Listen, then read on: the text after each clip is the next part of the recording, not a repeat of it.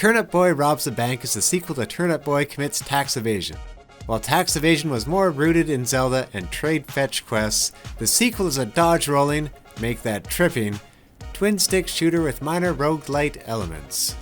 Taking place only 2 days after defeating a god in the original, does Turnip Boy's charm come through once again? First off, Turnip Boy moves with blistering speed compared to the original, and all those documents that can be ripped up are jokingly laminated. To me, the heart of Turnip Boy was its characters and writing. Many characters returned from the original and developed, along with some new ones. A mafia pickle is given a bigger role as your gang leader and convinces the almost always silent Turnip Boy in this time of war to help rob a bank. After upgrading and buying items in the weapon warehouse home base, it's bank robbing time. I love the energy to start off each run, and the 3-minute timer pressed me on to make a mad dash for cash, shaking down NPCs and breaking whatever I could while dodging bacon and donut security guards. Besides these during runs, there are also loads of characters to talk to and receive fetch quests from, such as the absurdity of a goblin race that stopped being vegans, much to the delight of the veggie people, or a more touching quest to find an engagement ring. All of it with plenty of puns and amusing character writing throughout.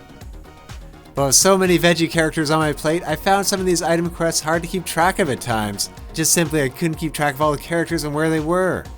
Additionally, there's a minor roguelike element where what's behind elevator doors swaps places each run that I liked, but then it was harder to build a mental map of where everything was, or I wouldn't encounter an area for a few runs and forgot about the characters within it.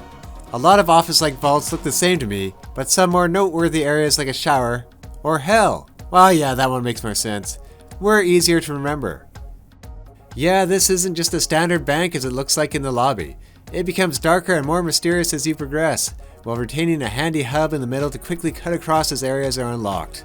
The areas aren't huge, but the random elevators do add more mileage to them.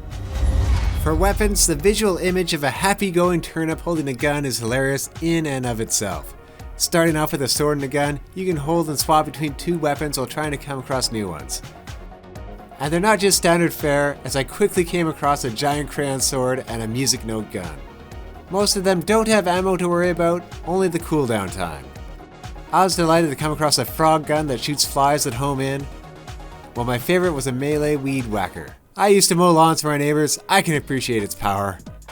Keep these unique guns at the end of a run and you can sell them to upgrade for a larger arsenal to start with.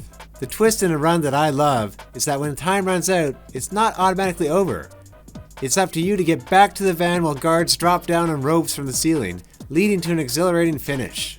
Later, with better firepower, I found I could withstand this long enough only to have Stinky, the garlic manager of the bank, unleash poisonous gas to make sure I departed. I was almost disappointed later to find out there's a train you can buy a ticket for and leave, instead of tougher and tougher exits to the van. Areas in the game are locked behind upgrades, but I never had to go out solely for cash for too long. The pace of the game slowed down for me in a dark area up top, where there was not only radioactive goop, but also coffee guards that spilled for another spot I couldn't walk on. Compared to the first Turnip Boy, the bosses have stepped up here, most of which with clear phases interspersed with enemies, stronger designs, and banter that goes on during the fight. They do stick around after being defeated if you want to fight them again in later runs, but only fight you if you engage with them. One downside I encountered in the Switch version is that areas with lighting effects or lasers had a slower frame rate, and in the fantastic final area there were some enemy particle effects that brought the game down to a frustrating crawl. Joey played through the Steam version and didn't have this issue, so platform is something to keep in mind for the time being. I found this slowdown taken away from my enjoyment of the game on Switch, and wonder if this is related to the 4:3 aspect ratio. That aside, in the end Turnip Boy Robs the Bank was hilarious, and went places I didn't expect. And for those concerned about its length, there's some more meat, or should I say veggie, to it than the original. It successfully kept the essence of what made Turnip Boy charming while making the dodge roll to twin-stick shooter, and I'm giving it a score of 7 out of 10. Given the frame rate slowdown that I had on Switch with lighting effects in certain rooms, I would advise to play it on other platforms for the time being if you can. Thank you for watching, and for more from GameXplain, take a look at the videos on the right.